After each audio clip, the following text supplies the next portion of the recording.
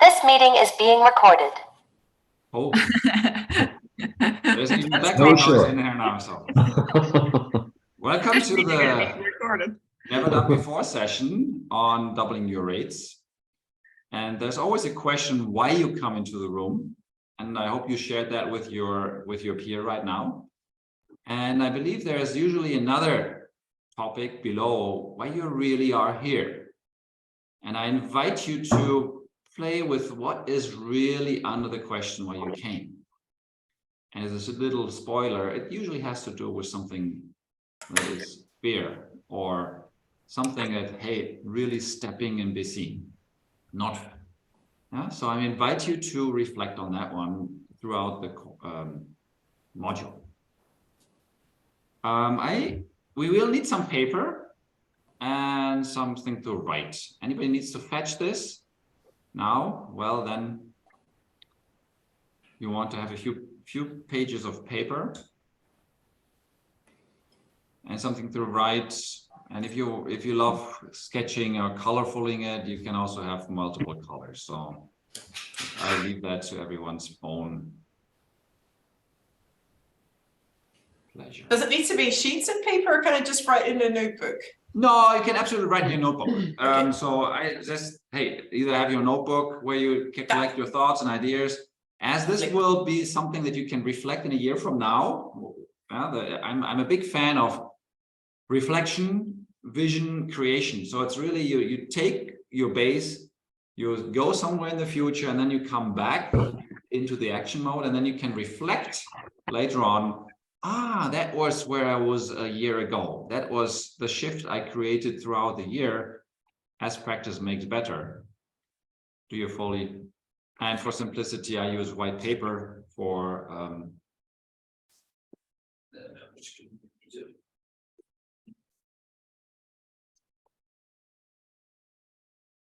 so everyone equipped?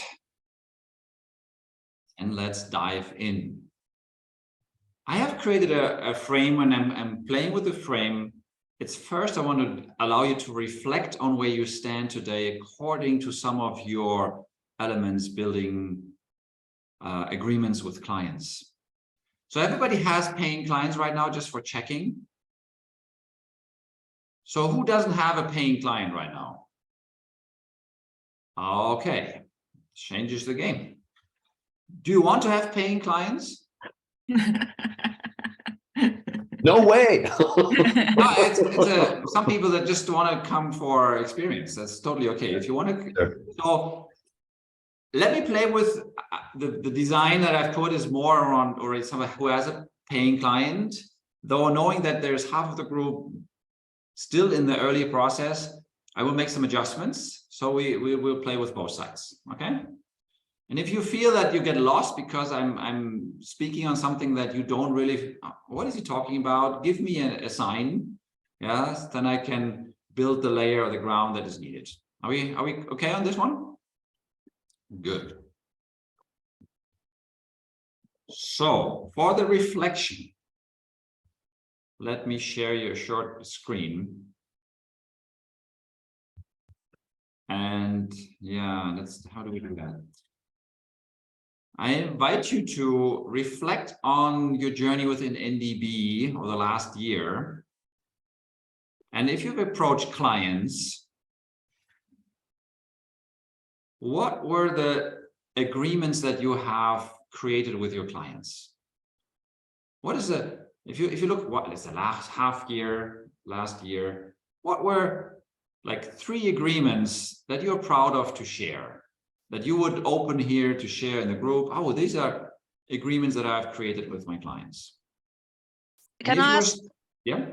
Sorry, can I ask, do you mean kind of purely on the financial side because they were great financial deals, or because they were great deals for me because of content or relationship or something?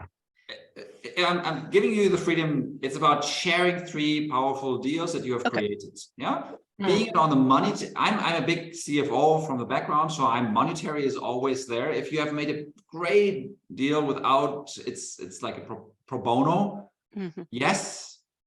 If that leads to something else, that's okay. But and it should have some price tag to it. Yeah, it doesn't have to be the top. I'm a big fan of what were the agreements that you created that you're proud of to share.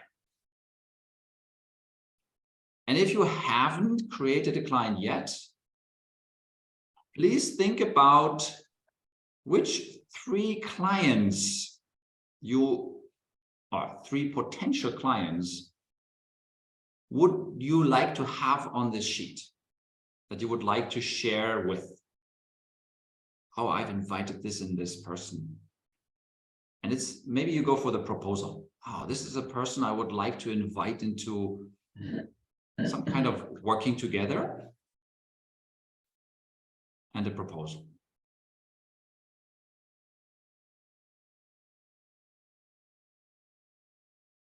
And be specific. Please put the name, the price tag, the value of the whole collaboration agreement. And if you don't have a client yet, what would be a number that would feel, oh, that's me. That honors me and honors the client. It's a mutual honor.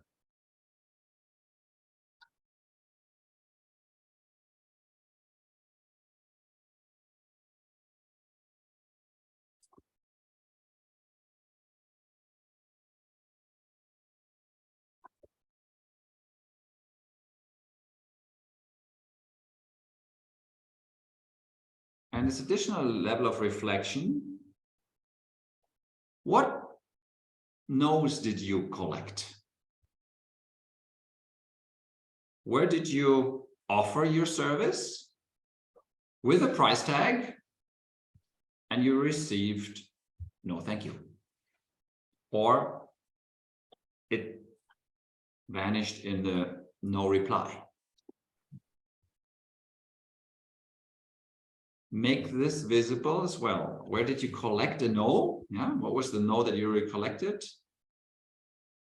And if you did something and there was no reply, you put this in another corner. It's like a vanish, or the maybe. I call it the maybe space.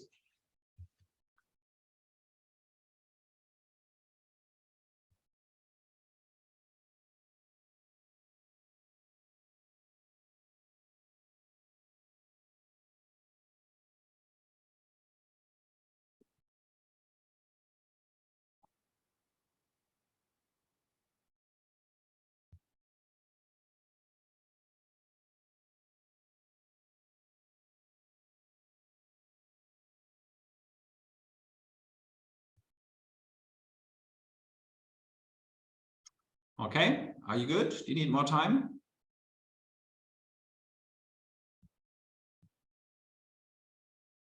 And a question for curiosity is, how do you track?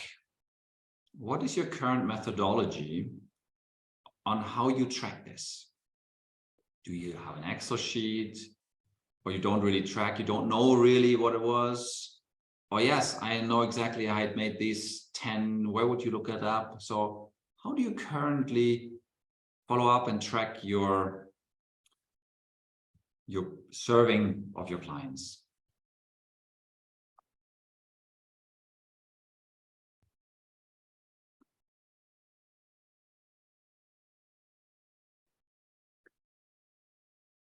And I would like to give you now, in rooms of 3, a short opportunity to share like one thing that you really are proud of, let's say of your agreements, the value of the agreements eventually, the biggest no that you collected, and how you currently track. Yeah, keep it short. We make it, let's say 6 minutes is probably the good number that would work. Let me just see how I do that. But you keep it quick. And I give you 30 minutes to wind down at the 30 seconds to wind down. Any questions? So please share among the 3. One of you thinks that you want to share on a nice agreement that you created that you're really proud of, the biggest no that you collected, and how you currently track. See you in 6 minutes.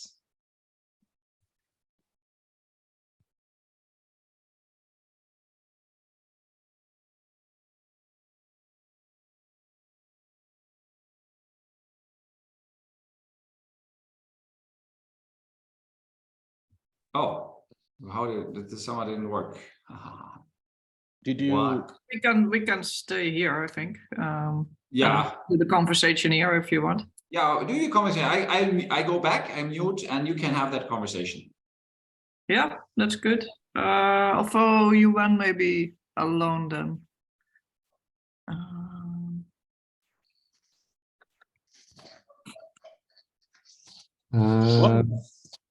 Yes, Mark? hello, welcome. I was supposed to be in your room, Yuan. Ah, okay, yeah. But we can have the conversation here if you want. Yeah, that's fine.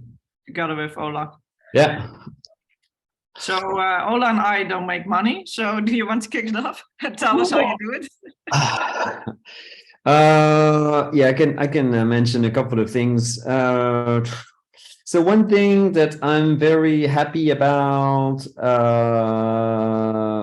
well, actually, it's not really going to be on the financial side, although there's an element of the financial side which is good. I'm working with a new client, well, a client via another client, and that other client is a friend or an acquaintance of mine. Someone that I really respect, one of the early facilitators that I was wowed by. So it's really nice to work with him, and it's a new tryout. And the thing is, he also works in international development where the fees are usually quite low. And I sort of, even though it was a tryout and he didn't really know what I'm worth, I mean, he hasn't really been working with me for a very long time. I did actually ask for a relatively a realistic fee compared to what I normally charge. And we had to negotiate it down, but it's still higher than what he's usually giving out. And at the same time, it's a tryout, but it's also going to be quite interesting work. So I'm happy about that. But I mean, mostly for the intellectual value of working with him on interesting matters, I guess. We'll see. Yeah. No, I haven't collected no's from clients. I think I'm rather the one giving no's to clients. I've been. I mean, it's yeah. It sounds a bit maybe pretentious, but there's been a number of people that have been approaching me, and a number of them want me to travel, particularly in Africa. Maybe this is something I should actually. I mean, I need to work with you, Ola, on this. And I just I keep saying no because I don't. It's just extremely impractical for me to travel internationally outside of Europe. So I haven't, and I don't chase proposals very much. So I don't also get a lot of no's. So it's more like clients that come to me specifically, personally. And so, yeah, I've received a big no once for something that I charged ridiculously much, hoping I would not get it, and I didn't. But other than that, normally it's yeah, they want to work. So I mean, recently, for instance, I also charged more for a small organization, but it was like really something urgent that they wanted. I said, look, I really need to organize things around, so I'm going to charge you more, etc. And they agreed with that. So yeah, but I say no to clients, rather. So it's not really helpful for this either. It sounds like a good position to be in. Yeah, in that sense. And I know about your roots in Africa working, right? So Ola could be interesting actually to talk to, I think, if you have people approaching you from that area. Yeah.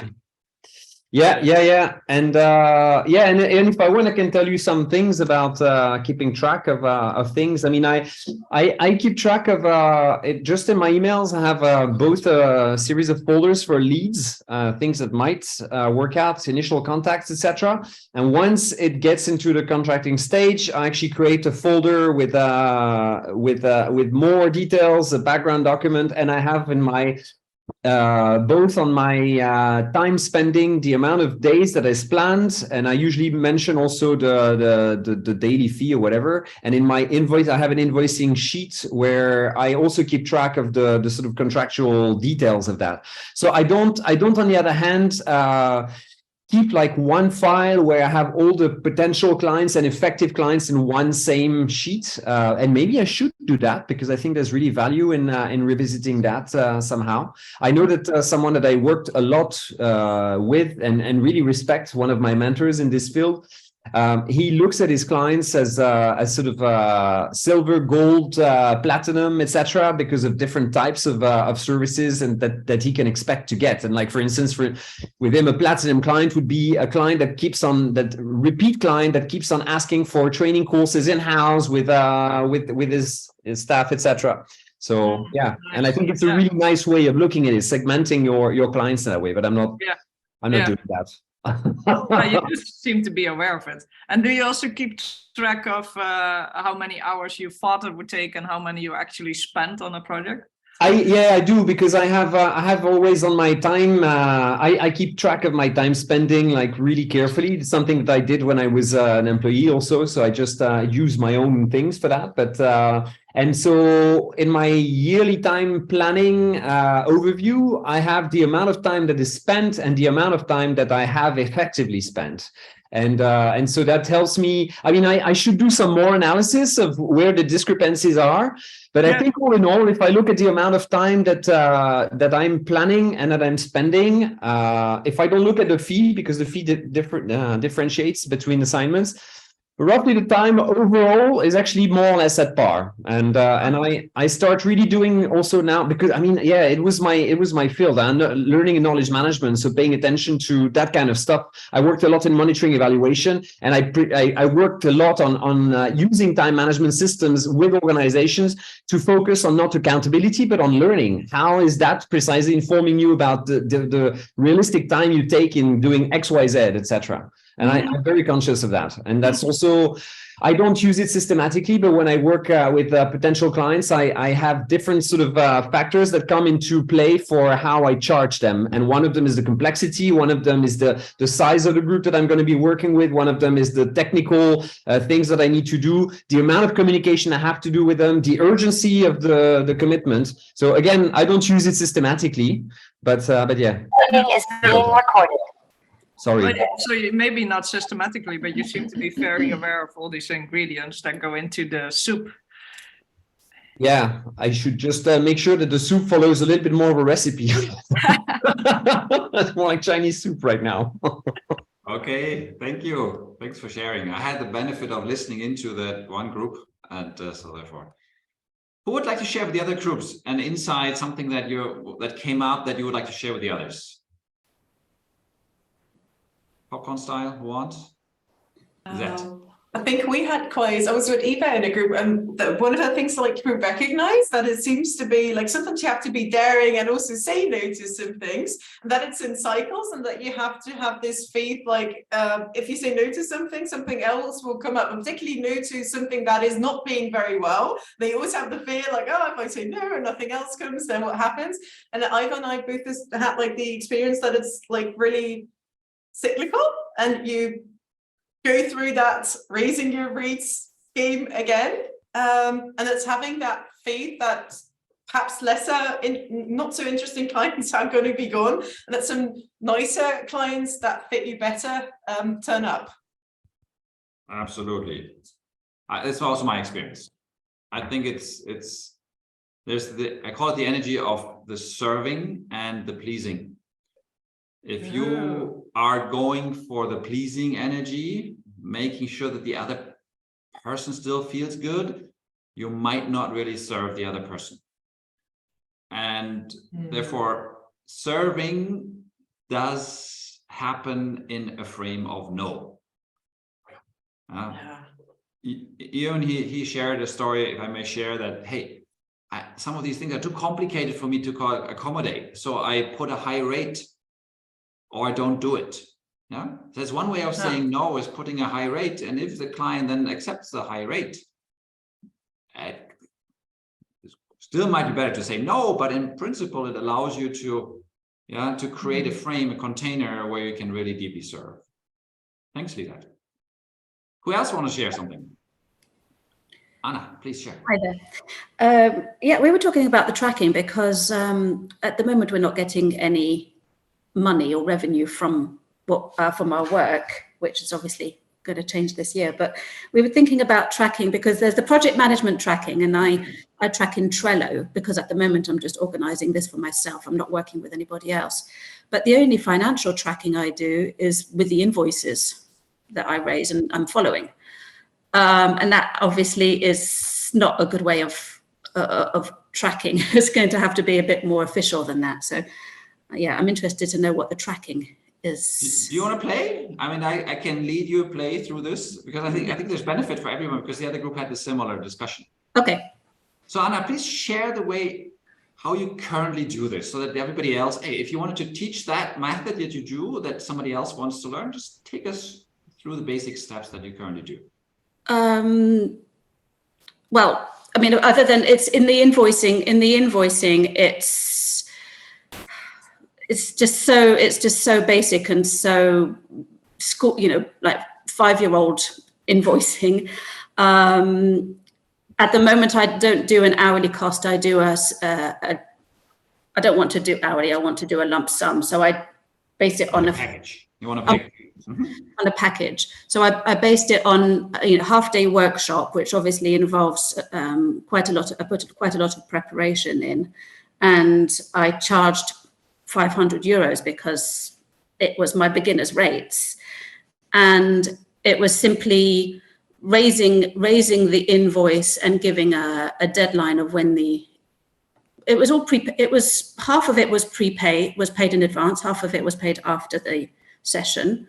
So it was invoicing in two loads, and it was raising the invoice, putting a deadline on the invoice, following up on when I wanted the invoice to be paid, maybe within the calendar month, for example, making sure that the money was coming in. And that was the only tracking. It was really just checking the bank account and paying off the invoice. And that was really such a basic way of tracking.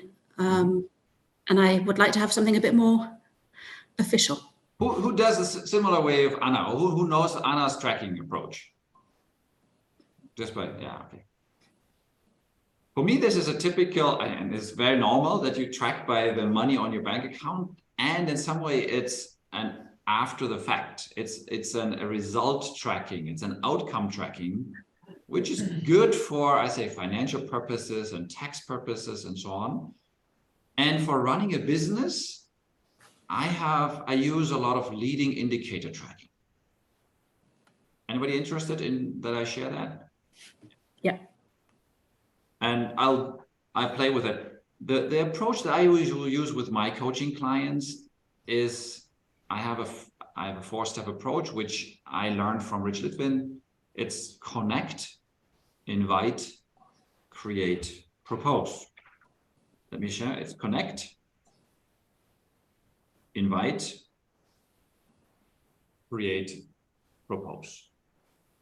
The connect is a person, a name, either being in an organization or one-on-one, which I have some kind of connection to. It's not somebody in Facebook. It's somebody that I've worked before. They know about me through referral, connection. We did something before. So there is a bond of trust. So connect with a bond of trust. And the closer and the stronger the trust bond is, there's the paradox to it. The better you can serve them, and the more afraid you are of a no. Because that would mean there is this no of, hey, I don't want your service, and the no of, I don't want your relationship. And if you are not mindful about this, it can mix, and then a no becomes a rejection. And we all, tribal-wise, we have learned through many generations, don't lose the tribe, you will die. So therefore we have it deep wired in not being rejected. So the invitation here is to, okay, there is a level of service. I'm providing a service, and the other person can say no to the service, while the relationship is still okay. So a no for service doesn't mean that's a no for your relationship. And I think this is very important to manage and lead, especially if it's people that you know and have a trustful relationship with. You know what? I have something that might be useful for you, and you are free to say no. It doesn't harm our relationship, but if you want to explore and find out, may I invite you into an experience? Do you have a treat as a facilitator? Do you have a group that you need to lead and you want to make that on a higher level, a result? Or it can also be a one-on-one. Your zone of genius, your expertise, what you're good at, this person could really benefit from.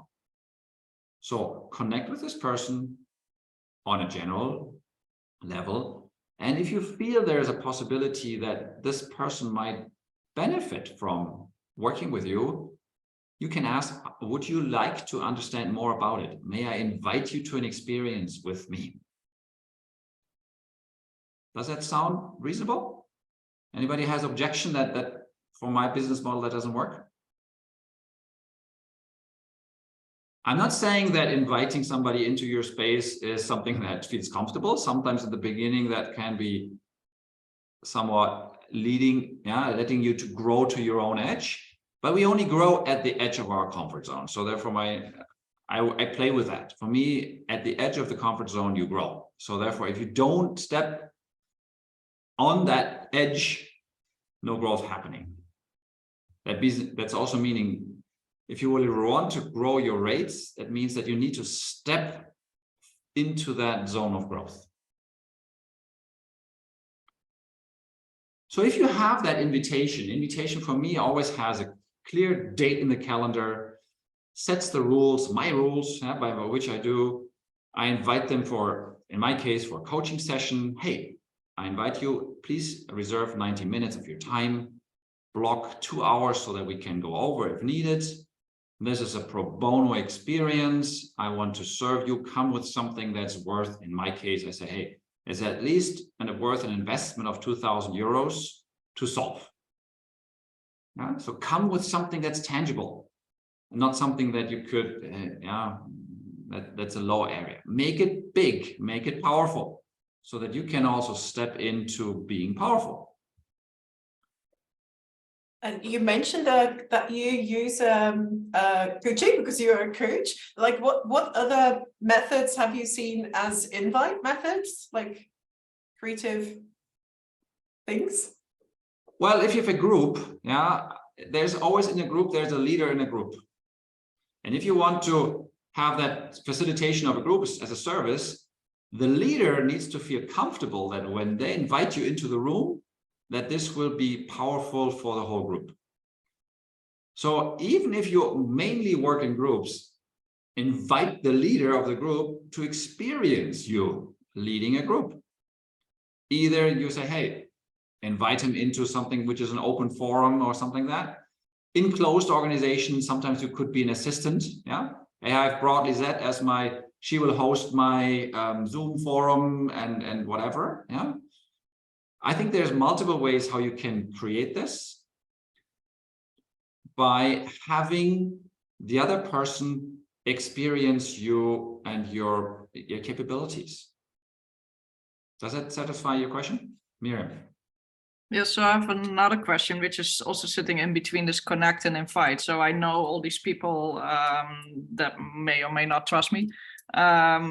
And then for the invitation, you sort of need to know what they need, right? How you can serve them. So how do you find out what they need? Good question. It's very similar what I did in the beginning. Why are you here? And what is something that you want to create? And if you have somebody that you have a connection to and you can build on because you have a relationship, there's a bond of trust. Hey, is there anything that really takes away a lot of your energy, that's keeping your mind busy? I call it the energy audit. What drains you of energy? If you had, Myriam, what drains you of energy right now? What's the thing that most is pain to you in what drains you most of energy? Give me an example. It's figuring out my why. Figuring out my why. Okay. So how does it drain your energy? There's a fear underneath that I don't figure it out, and then I don't know what to make a living with.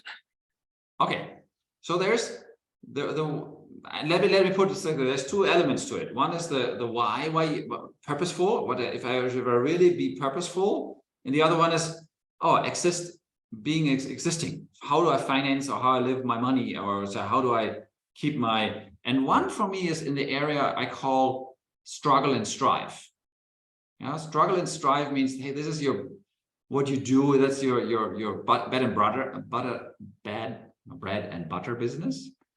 And once you get to a successful conventional success, there's this playing field of, hey, my why, extraordinary. This is where I really bring purpose to the world. For me, these are two zones that you can play in. Mm-hmm. And ideally, you can put them so that one builds on top of the other. Yeah. And many, many people are looking for their why. It's not something that you can take out of a drawer. It's something that needs to be created, built on your experience, your purpose, your inner work.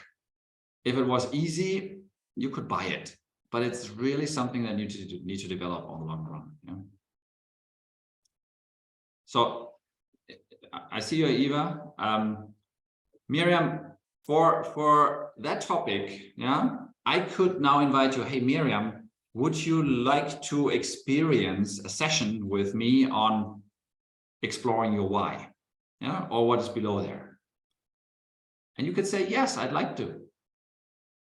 Yeah. So if you connect heart to heart, human to human, very likely you will find areas that the other person is struggling with, where you have some kind of knowledge, expertise, practice, even if you're just holding the space for the other person to speak into the room what they really, what their organization is withholding them. If you allow them to experience you holding the space for them, they have made an experience in facilitation, coaching, however you want to name it. It's your own animal. Yeah, you can brand your animal the way you want it. Yeah. And the why is the regular. What is? Please speak into the room. What do you mean by that? Sorry, what my why is? No, Ian mentioned something on the why. So can you just share what you meant by the why? I just meant that. Oh, sorry. You're asking Myriam? No, why is the regular question for all of us in the now what and why continue improvement personal development? Yeah. I think Myriam is saying this is like what is draining our energy, but I think the question of why, what is our why, whatever, is a valid question for all of us on a regular basis, because it's not like we're just statically staying on the same course all the time. So it's a regular question that all of us need to keep asking. Yeah. That's all I meant. Good. Myriam, for that bit. Eva, you had raised your hand for another question. I don't have a question. I maybe, if it's okay, if there is time, share a little bit, because I had a similar dilemma to Myriam's, and I think she's just maybe starting. So if I can share, if she wants to hear, I can share. You know, I realized that rather than trying to understand what other people want, because I'm now on my own and I don't have a huge portfolio of what I can offer myself and what I really want to do from my sense of purpose. I was then turned it around and said, okay, look, I'm trying to offer this, you know, why you would or wouldn't buy it. Because then I know that the standard business logic is understand your, persona, this or that, but you're you, and probably you've changed your life for a reason. And then I found 5 or 6 people who I trusted that were in the area I was interested in, but not very closely related to me, because people that knew my old identity couldn't really help me. And I said, look, I'm not trying to sell, I'm not trying to do, let me tell you what I'm offering and tell me, do you understand what I'm saying? Why would you buy this? Why wouldn't you? Why not? And people gave me so many good insights. Somebody said, look, you're too conceptual. You cannot go on about I offer, but you have to say I offer this. People don't understand you. Then she said, offer some freebies. And so all these things. So I just went and interviewed people, not saying what you need, but saying, this is what I offer. And as I went along, my proposition It's not now 100%, but it's definitely more clearer in my head than it was 1.5 years ago. So that's just what I wanted to say. Maybe it helps. Thanks, Eva. Thanks for sharing. And you might want to connect afterwards and go deeper. I think there's the benefit of this whole community that we all share from various stages of growth and experience. And I think that you mentioned something, it's freebies, totally okay. I call them pro bono. And it's really about experience. Yeah. If you share conceptually, make a book or listen to YouTube. If you want to experience, go in front of a human being and really be that person. Yeah. I mean, or go with one of these artificial ChatGPT. You can get a lot of conceptual knowledge from there, but that emotional bonding is something that makes us humans. And therefore, I invite you to be more on the personal. Yeah. If you stumble, because you leaned in and didn't work, somebody who trusts you, hey, come get up, don't worry. Yeah, if it's somebody external that you don't know, they might give the thumb down, whatever, judge you on it. But if you have a good trusting relationship, it's totally normal, human, that certain things are stumbling. Yeah, if you only stumble all the time, then you're probably not ready yet to do that. But I stumble because I try something new and it doesn't work in the first moment. I call it lesson learned. And next time I say, oh, I forgot to manage before or give clear instructions, or the group was different, so course adjust. Yeah. Okay, let's go back. Connect, invite. Yeah, are we all clear on connect, invite so far? Does it serve, or is that something that, hey, it doesn't really serve me at all going through this? Okay. Then the fun part happens. That's what I call my zone of genius. The creation, the experience. Create a wonderful container for the other person to experience how you are being, how you are putting your identity into the world, and play your genius. Yeah?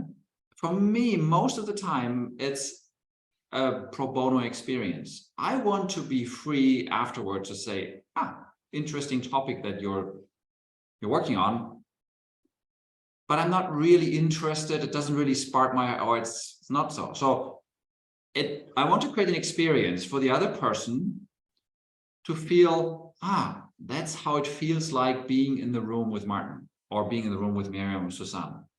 Or Susanne is really good in leading a whole group of women. I've experienced how she leads the room, how she manages that. I was little mouse and I could watch how she does this online. Yeah, I think my team needs exactly what her genius is. Yeah, everything else is service. It's not selling. Because if you go into a restaurant, you are hungry. You want to eat. Yeah, and then what do you do? You ask the waiter, hey, what's the menu? Usually they even bring it to you. Yeah. And you don't go there, actually, I don't feel like really having anything, then I don't go to a restaurant.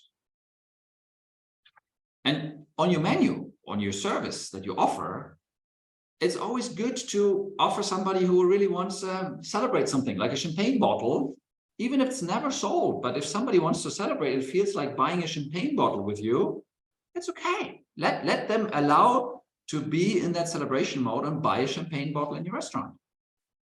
Yeah. And also other ones, I just want to have a still water from the tap. Yeah. And the other one was, I like a Coke, or I like red wine from Bordeaux. I know it's cost 80 euros a bottle. If you allow yourself, to create the experience that afterwards allows you to present a menu how you can work together, you are in the service mode. You're not in a pleasing mode. This guy doesn't look like that he can afford buying a steak. He only can buy French fries or soup. Let him or her decide what they want to do. Yeah. So for me, in your case, sorry, the 90-minute coaching was actually the creation, or was that something else?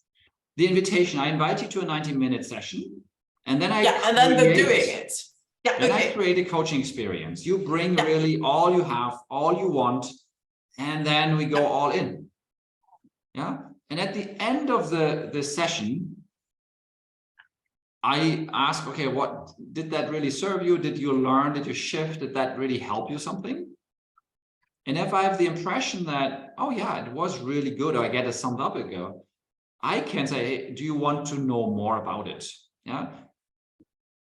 What I do, because I have very high-end ticket prices, I usually do a first creation session and then let my client reflect on it and then connect, let's say, do another session, a follow-up session a week later. So allowing them to reflect on the creation session. And I have my rates now visible on the online, but when I didn't have them, I didn't even share exactly how much it would cost. Sometimes I gave them indication of, oh, with other clients, I work such and such, that's how they invest. Yeah. But that's really something that you need to find out in your own niche, how that works. Yeah, there's corporates or organizations, they have their own rules. So you need to be flexible in adjusting that one. Yeah? So in that create session, you create a powerful frame experience. You are not a friend. You are the coach or the facilitator, whatever. You come with your genius. Yeah, if you imagine on stage, yeah, you have your microphone plugged in, the lights on stage, and you turn up the volume, even if there's only one person sitting in the whole auditorium. Yeah, but you make it a full-blown power. It's not that. I think the person behind is Martin himself. Yes, that's me on my Camino walk. Yeah. So it's a reminder that I'm always on a long walk. Yeah.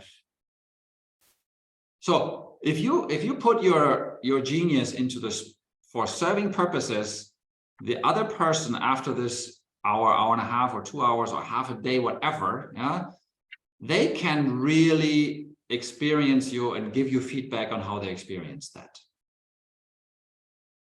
And the important thing is, if you are at the role that you're coming is the facilitator, the coach, yeah, not necessarily the friend, yeah, and you can debrief afterwards on that coaching. Did that really serve you? Could I help you resolve your stuck issue? And then at a later stage, if they are interested, yes, I believe the follow-up call, yeah, I call it the audition call in my own language. It's the audition call. I know if I want to spend time with this organization or this person or this other group or not. And I also allow them to reflect on, do they want more of this? Do they want, is that modality that I'm offering, is that really serving them? Or would they rather need a consultant? Or would they rather need a new leader, whatever, yeah? Sometimes what I'm offering is not right and good for the client to really invest in. And once you know what is their pain point, what they really want to extract, the layer below, what comes up is, oh, on a surface level, that's the problem, but there's another problem coming up on, and if you really slow down, allow them to experience that, you can look into the eye. You know what? I believe in your organization, you have a leadership issue. It's not such and such. You can be bold. You can speak your truth. And the other person can, no, I don't believe you. I don't want to work with you. Totally okay. And if you step in and lead with your inner truth, your serving attitude, yeah, you can hit the bullseye. And then you know that, oh, actually, we are well aligned. We could work well together. Or if they go into deflection mode or accusation mode or blame mode, well, maybe not. Maybe it's my perception that is not 100% suiting each other. So then it's good that you walk away. Yeah. So after a create session, I either say, no, it doesn't fit my purpose. And then I'm giving some service indication. Very often I point to someone else. I have a right network of people say, you know what, you have a leadership development issue here.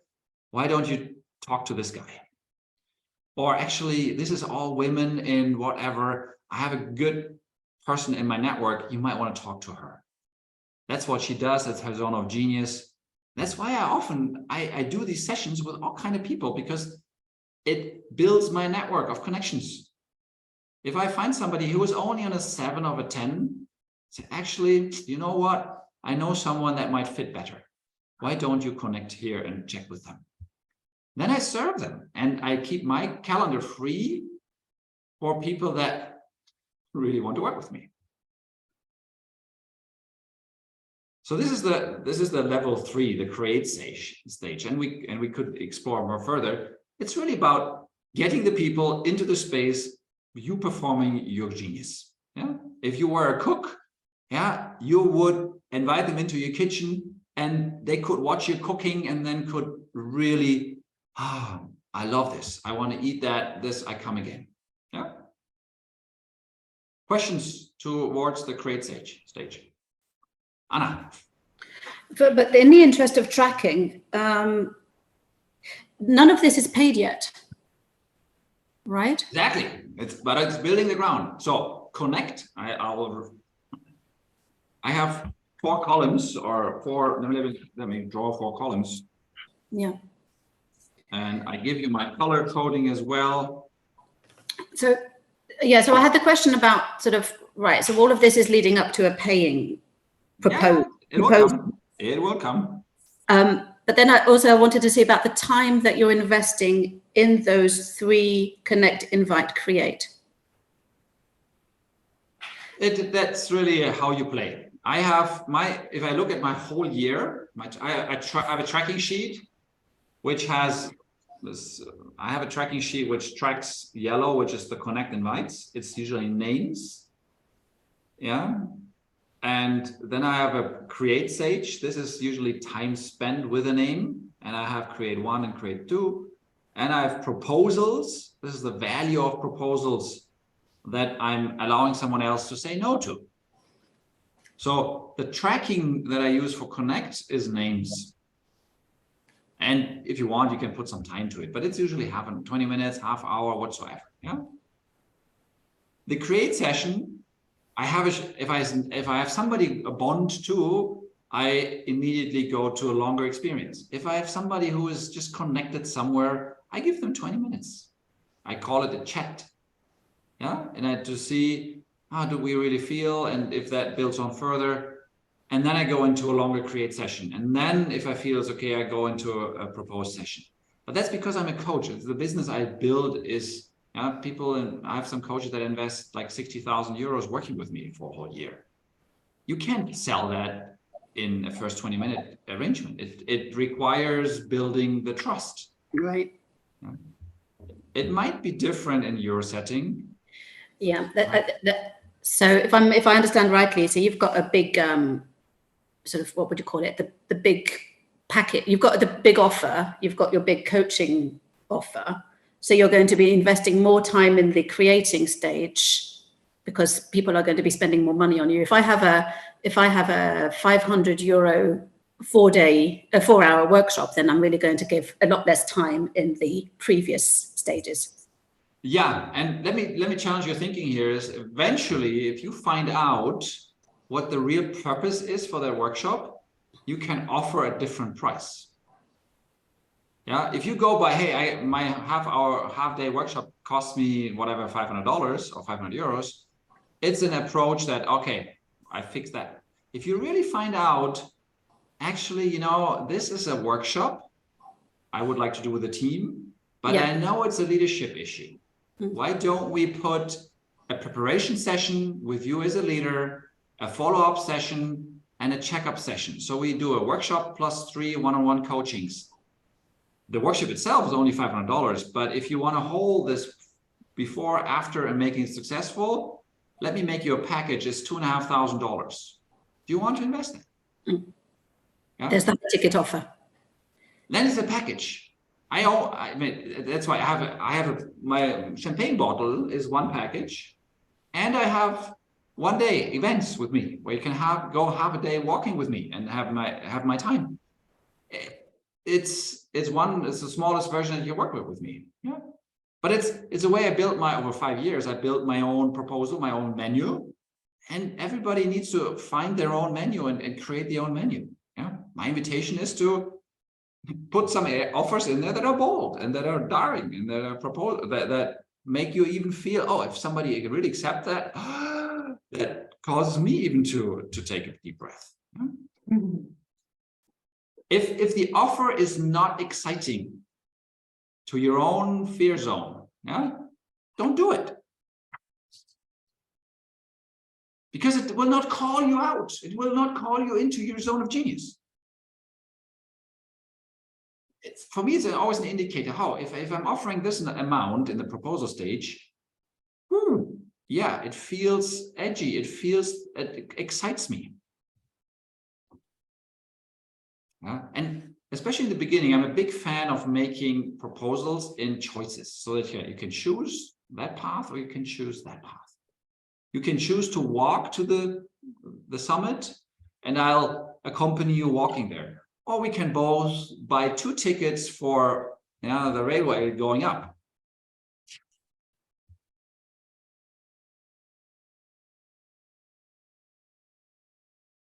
Okay, so far questions on create and propose.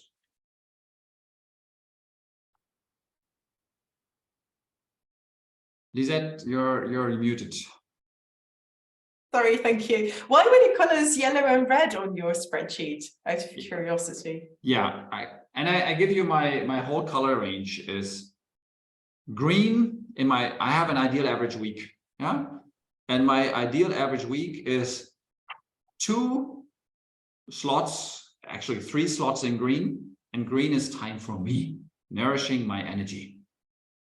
Reading, being coached, going to a massage or sauna or walk. Yeah, in my working week, I have 3 slots.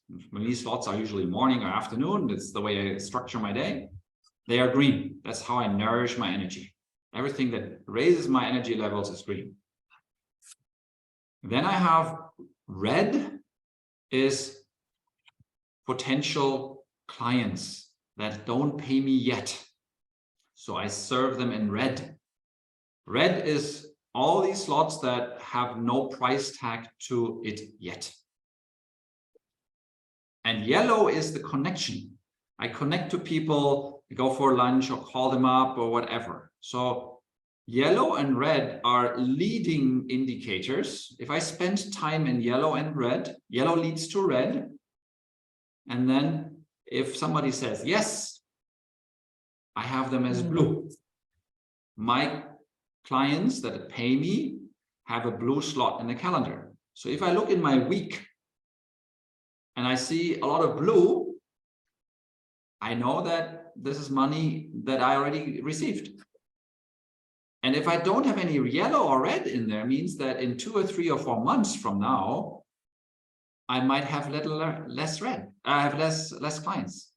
So in the ideal average calendar, I have 3 slots for green, nourishing myself, a slot in yellow, looking for potential new servicing agreements, a slot in red where I serve a client, a potential client, which then leads to a proposal which they can say yes or no to, and I track the no's.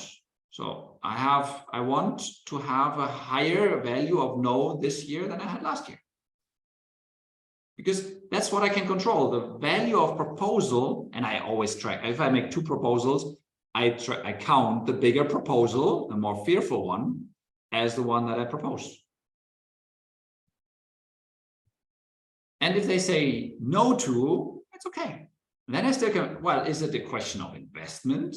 Is it a question of time commitment? Is it a question of not now? Timing is not right now because we have a big strategy coming first. And then, yeah, if you want to find out why it didn't work, the proposal, there's usually 5 questions that you can ask yourself.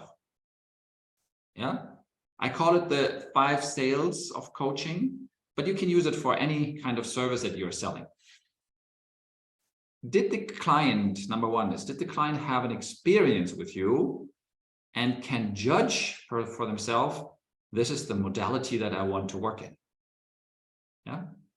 Because it could be that I found actually, you know what, that's therapy. You need to see a therapist on this topic. I cannot really help you professionally. You might want to explore therapy rather than coaching.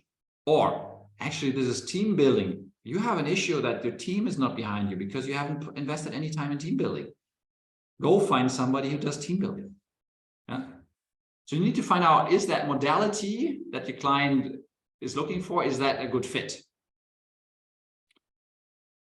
And have they experienced you? Is there a strong bond? Do they know you from experience or only from concept? Have you only talked about it, or have you led them through that transition shift that is powerfully in the room? So that's the second one. That's the experience. Modality, experience.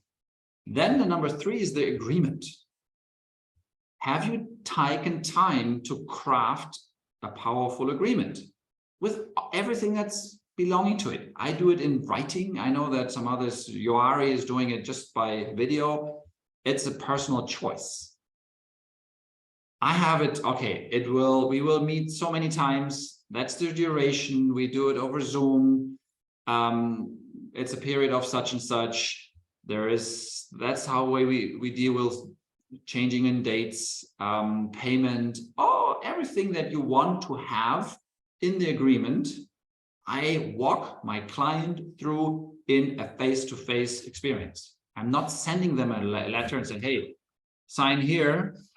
I walk them through, and then afterwards, you know what? I'll summarize what we have agreed, and you can read through it in your tranquility time, sleep over it 2 or 3 days, and let's speak again in 4 days, in a week from now, whatever. And if you have questions in between, send them to me, but that's the date we will review our agreement. It works for me because I have high price agreements. If you have lower ticket agreements, you might find another approach in doing it. Yeah? For me, it has always worked slowing down, spending more time to build trust, creates much higher chances of higher value agreements to be accepted. And in the beginning, I was doing pay me afterwards. I'm not doing that anymore. I only do pay upfront. We can agree on payments. Yeah, but the more commitment you bring in the front-loaded commitment, and the more energy is in the room.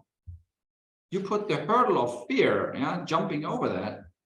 It's your role of serving, having the other person hold a high barrier. It creates a strength in the container. So is the modality correct? Is the experience there? Is the agreement in place? And then you want to speak it into the room. You want to make sure that there is a connection there. Yeah, have I really spoken this agreement into the room? So the other person, I can sense that they react. I never throw it over the fence, because it could be that I get some indications that this is probably not really, and then we can connect to this afterwards. And the 5th one is what I do is challenging the yes. Is if somebody comes back, oh yes, I want to work with you, immediately in the session said, no, that's not how I do it. You take your time, you speak with your wife as the sale to partner, yeah? You speak your wife, husband, partner, whoever else might be interested in spending this money that you're investing. Yeah, the boss, the sales department, HR department. Make sure that you have their buy-in. Yeah? So it's sale to partner, you check with them. And you go through you ask them, is there anybody else in there who will make the decision on that investment?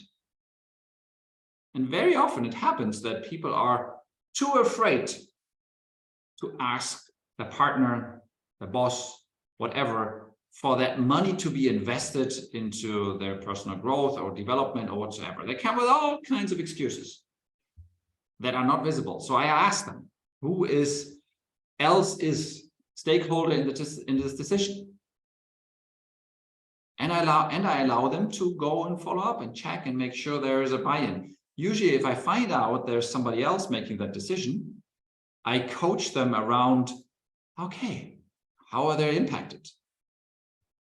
And footnote, yeah, the people close around you don't want you to fail. So what they will do is they will keep you in the safety zone.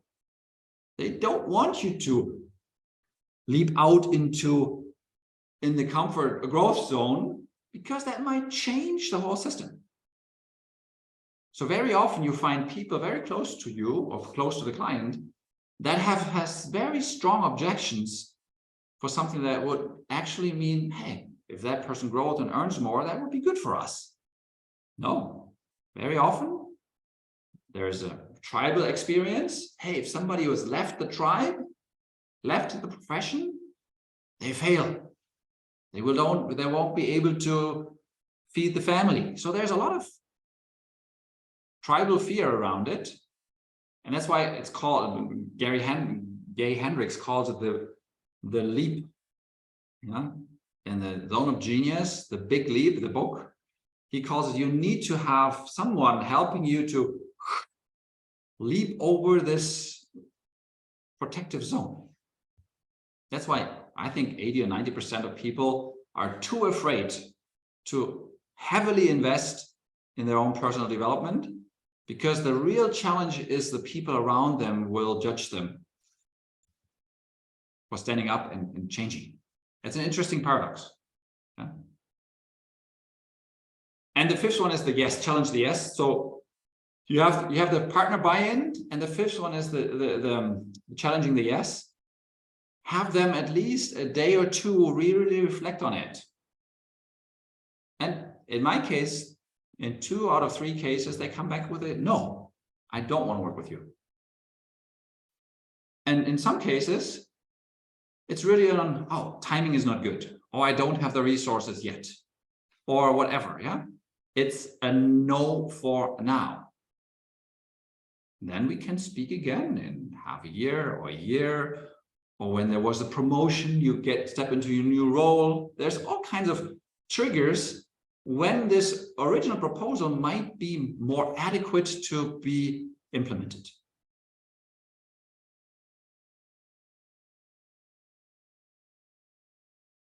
Okay. Questions around these 5?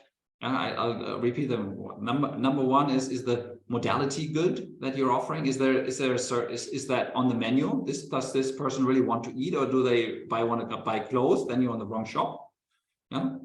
Is the experience there? Have they summed up on the experience? Yeah, I can trust this. Is the agreement clear? Do we have all the stickers around the agreement? And sale to partner, is there people around me that say, actually, I don't want you to spend that money? They usually know. Yeah? And then number 5 is challenging the yes.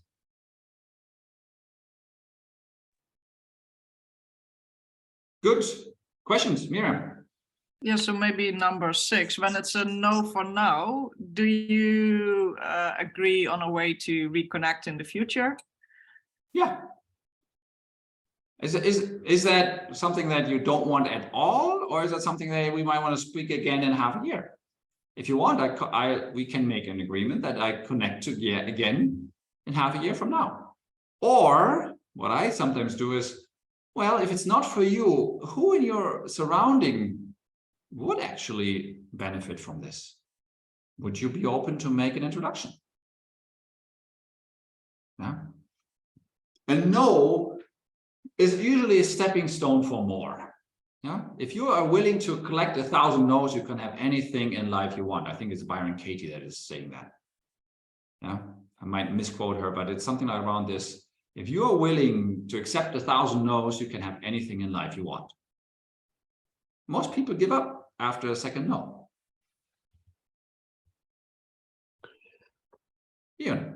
I have a question and a comment. The question is, if you could come back to the point number 4, the connection of have we spoken this agreement into the room? This was not very clear to me. Can you elaborate a bit more again on this? On the 5 stages of coaching, the agreement? On the part number 4, connection. I thought it was going to call connection. Yeah. when I use connection, I usually refer to connect, invite, create, propose. So if I have a person that I've connected to, I have a good relationship already. Yeah. If I call them up, they know who I am. Is that what you're leaning towards, the question, or which one is? You talk about the 5 sales of coaching, and the number 4 is not very clear to me. It's called sale to partner. It's also connect as a sale to partner. Is there anybody else that will have a say in the commitment of that agreement? Okay. So if I have built a nice agreement, number 3, yeah, and I didn't check if somebody else wants to spend this money as well, yeah, they might come back, you know what, I spoke with my partner, wife, business partner, sales, whatsoever. They said no. And then the train stops. So there's a direct connection between that and the challenging to say no, to make sure that they double check that someone that might have a say is not forgotten in the process, and you're not led to believe that everything is clear, and in fact it's not. It's like, yeah. Okay. And they say, oh, actually I need to speak to my boss. I said, yeah. Oh, by the way, I don't have the budget, maybe. Yeah. No, and I recently had a situation where she invested several millions into a hotel project. And she came from a family with hotel and so on. She wanted to have her own hotel. So she invested more than $1 million into her own hotel. And then she bailed out of investing into coaching because she would have needed to convince the investment partner that she was going to invest heavily into coaching. And she didn't feel like doing it. Is that okay? Yeah. There was a big need. She really, so I walked her through. Coaching was a great experience. Modality is good. Experience was good. We had an agreement, but it fell through because the partner didn't feel like that wife, potential wife, they were about to get married, yeah, was investing a high 5-figure amount into personal development for the company. I said, well, come again if it suits you. And most sales fall through this one. Yeah. Fear of rejection. The fear of rejection by a close member, being boss, partner, spouse, whatsoever, is higher than the willingness and the benefit from investing into a powerful personal growth experience. Okay. Thanks for that. And the quick comment is, I mean, it might be because you're a coach, you don't facilitate groups very much. You do, yeah. Okay. Because I'm just wondering if out there in our group for people that have like clients on a regular basis, if you intervene for a workshop, if you do get paid upfront. Because I think if you're in coaching, it's a little bit like a psychotherapy. I mean, it can potentially be a very long-term process. And so it's maybe easier to actually agree, okay, I'm going to be paid up front, or at least get a first installment, etc. For a one-off workshop. And I don't know. I'm wondering whether it happens a lot, or whether it's easy to say you pay me up front for the workshop. I don't know if it happens. Then again, that said, that's the sort of silver lining for me in all this conversation around doubling our rates and getting to 1 million of no's. I thought Yuri's point in his video about is it about a workshop? I thought was a very, very strong point. That I think in our field it's very easy to get into conversation with like, you want a workshop, etc. And in fact, just drawing out the person on what they really need. Then, as you said, it could be a workshop with some pre-sessions, some post-sessions, but it could be many different modalities. And I think there's hope there. Yeah, and you will find classical organizations have their procedures, how they run things. Yeah, so be creative. I would, if it's only a workshop, I will not do only workshop any longer. I've stopped that because it's almost like being a concert pianist or whatever. A big, like there's a video of Keith Jarrett playing the violin in a Yuba. What's the pianist player, the famous one? And he was standing in Washington in some underground and played half a concert there. Yeah, the people did give some money, but a few $100 over a period of time, absolutely wasted. Yeah, and I think this is the big risk, is just please give me that workshop without the surrounding setting, the whole setting around, it's almost like the energy will evaporate. And for me, it's all about impact. The work I do, I want to have a long-term impact on. That's why I do pro bono sessions, because I think, hey, there is a long-term impact at some point. And I do paid sessions. So if they only want to offer a workshop, check around if that's really serving them, or are you just pleasing them?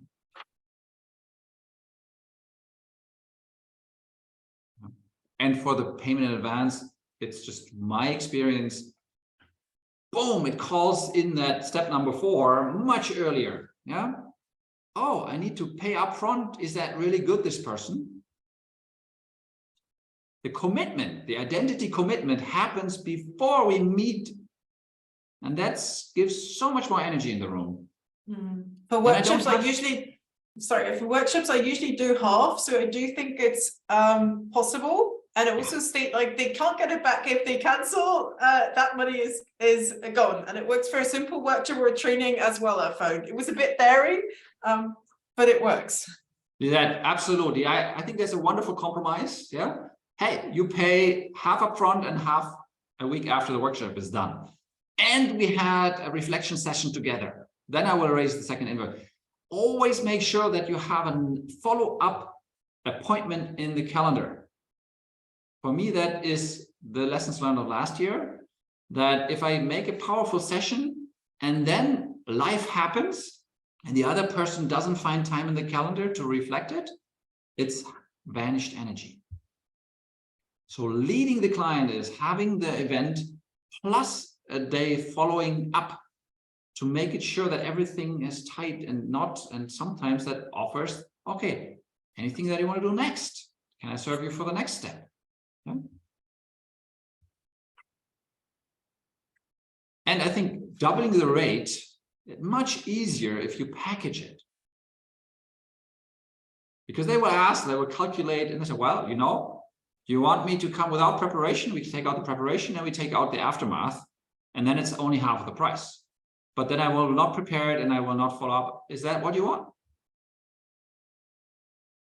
And some people say, yes, okay, in this case, you know what? I better take it off the table because I don't think we will work together. And that will shock them. So your role as a leader is to provoke thinking, to provoke a mindset shift.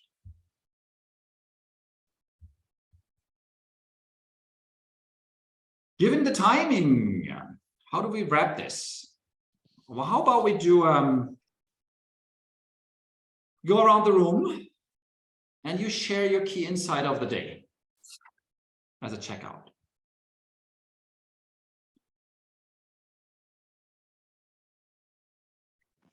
I can start. I have a whole lot.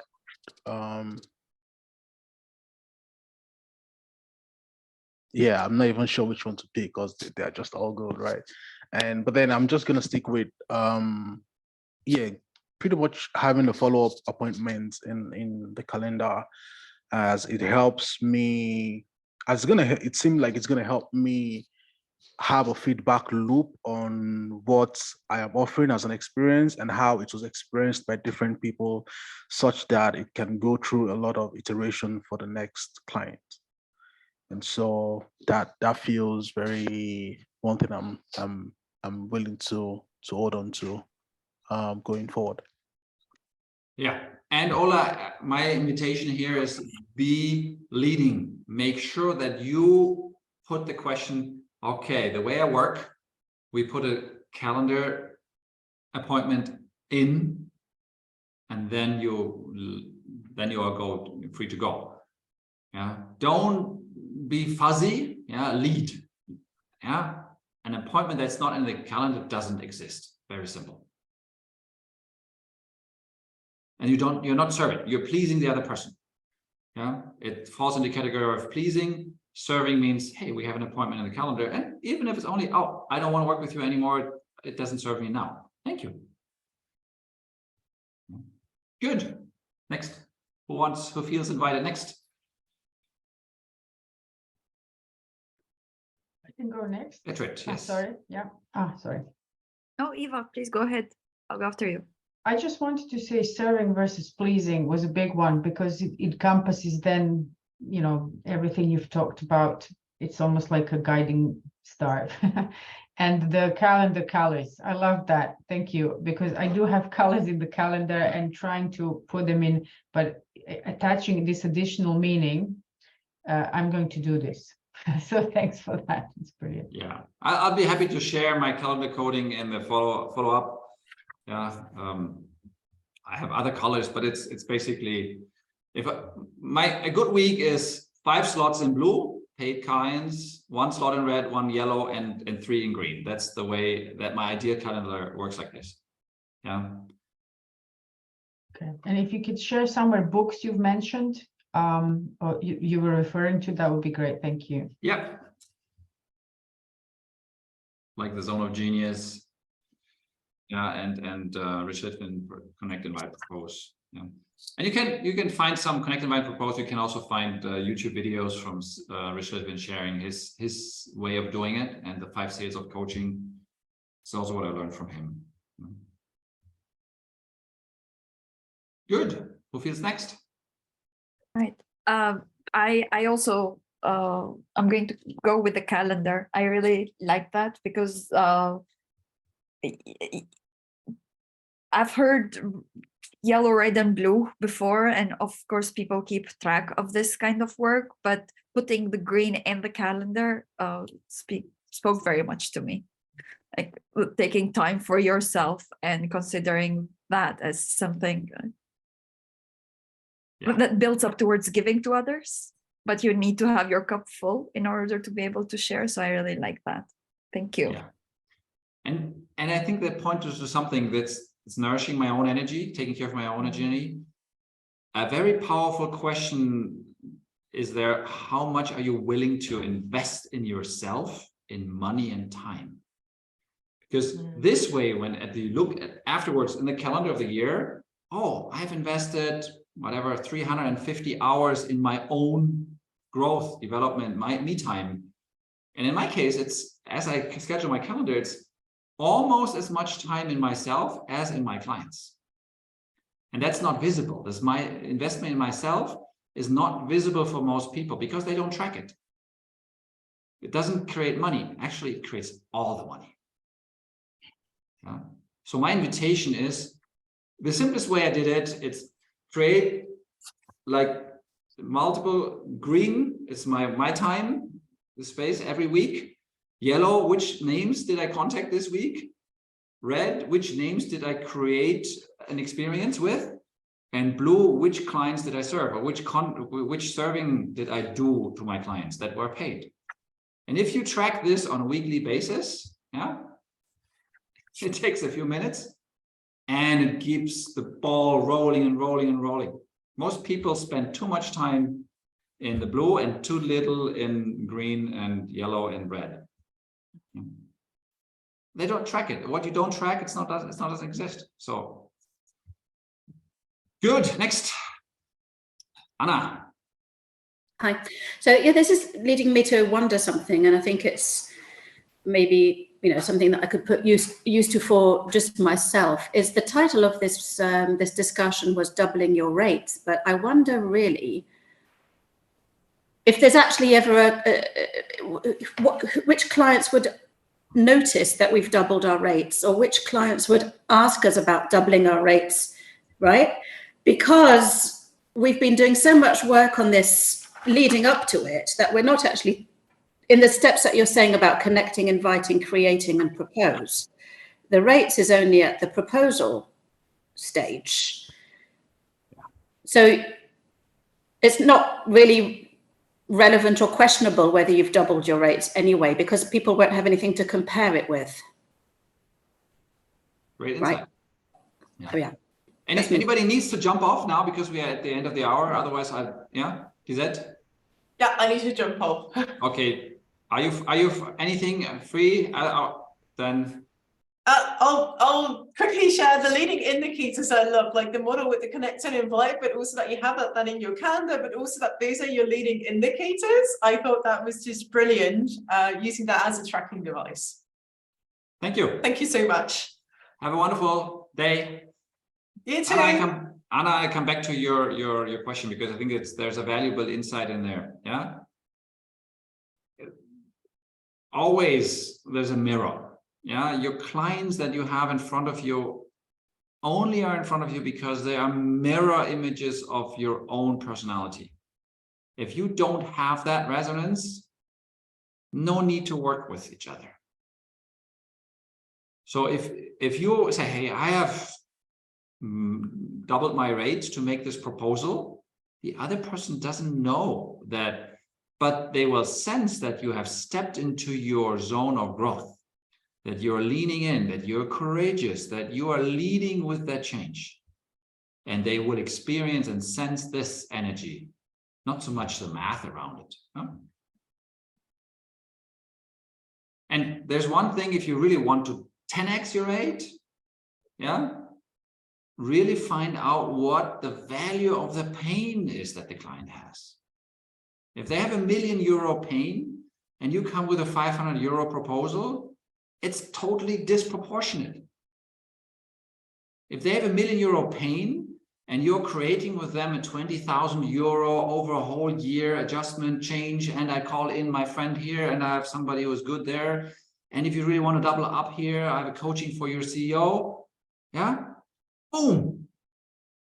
If they have a €1 million problem, they will hire you because you are leading them through that service. That's why Myriam is building that community, and the way that she's built the next level.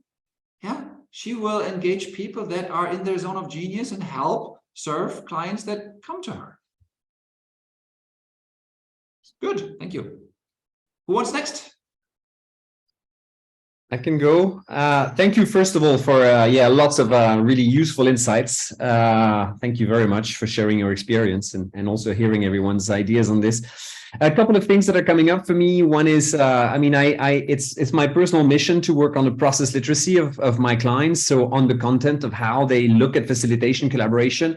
And I see this now as part of that package of also appreciating all of that in financial terms, contractual terms, etc. So I think this is really helpful. A couple of things that really make sense for me going forward are delving into more of the tracking and segmentation of the clients is something that I realize I really need to act on. And also I think this idea of much more consistently asking clients to pay upfront part of every or all of the services, I think really makes sense.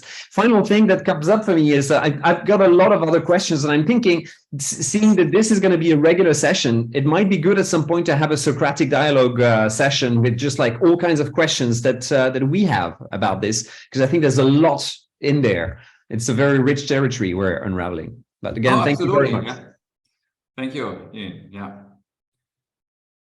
Who hasn't spoken out yet? Myriam, and then Zoa. Yeah. So I also really like the idea of the leading indicator tracking. I think for now it's all in the red, and hope I'm gonna shift that in the year. And in the discussion also with Eva, I realized that I have been feeling a bit stuck between the who am I and what's my zone of genius and what do others need, how can I serve them, and I think I can play that game a bit more dynamically, like finding the resonance between myself and the world, and see what emerges from that, instead of trying to sort of figure it out here, right? And then bring it into the world. Yeah, and if I may share on this one, Steve Chandler is using an interesting image on this one. He said, hey, imagine you're in a desert and you carry a container of water on your back. And there's people around you that are thirsty for your water. But you don't feel like, hey, it's a good day today to offer my water. Yeah. So therefore, I think with the background that you have, sometimes only holding the space of full presence and attention is the best that you can already serve. Yeah. And if you serve multiple times, at some point, somebody will say, hey, that's so powerful for me. I love to invest more in this. Yeah. So therefore, the beginning is really, if you want to start a business, do a lot of yellow and connect, invite, create. And if you feel like proposing, propose. It's really fill your calendar with action of service. Yeah. Make sure that you have food on the table and have the job that allows for this, but don't try to grab your clients as, oh, they'll need to feed me. It's the other way around. I serve them and they're willing to come to my restaurant and pay. Yeah. Zoha, and I saw you, and it's the Myriam session. She's offering this on a monthly basis. Yes. It's, I also like the session very much, and thank you. I learned a lot, and because I'm completely new into finding the clients, I really like the process. You said connect, invite, create, and propose, and I didn't know where to start, and I've got lots of idea from this session. Thank you very much. Welcome. Yeah, and you know the way I do it? I sit in the morning in my chair, meditate, say, okay, who could I serve today? Give me a name. And then I take the name that comes and I write it down. And I come up with some way of serving this. And the most curious ideas happen through this. Yeah. So thank you. I'll wrap it up also for myself. Yeah. It was, again, I came with some expectation, double the rates. I said, oh, there's all these people that have already big client lists. And I find out half of the group is still early on. So I wrapped my whole concept and I jumped into creating a new one, which was sharing tracking sheet, calendar, and connect, invite, create, post. So again, for me, don't over prepare, be present, be in the room and play with what comes. So Martin, can I ask a question? yes, please. Would it be, were you thinking of repeating the session, but maybe with people, you know, just to build on? Because, or is it going to get repeated? Or yeah, I had the Americans ask me if I could offer another session. So I'm thinking about having another session for more in the American time zone. So that would also serve the European time zone. So that we have, and it's probably somewhere in the middle of February. I will let you know and put it into the calendar. okay, And, cool. Thank you. As this session was, I had a frame that I wanted to use. I'm sure if there was more interested in higher level, we could do something higher level as well. But it's the way it is, and so I'm willing to serve. And for me, it's the long-term impact that makes the difference. Yeah, that's why my opening question was, yeah.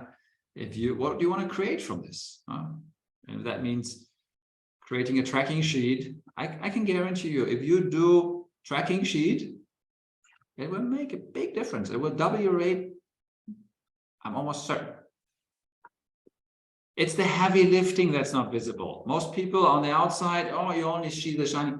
But if you see that, if you look at Myriam, she had created 200 podcasts.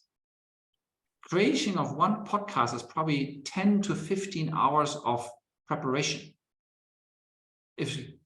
Connecting, and it's connecting to the person, inviting, do you want experience, and then setting in creation, and then so there's a lot of energy around it. So it's building this. Yeah, good. Take good care. Bye-bye. Thank you for serving us. Thank you. Have a nice day. Thank you. Bye.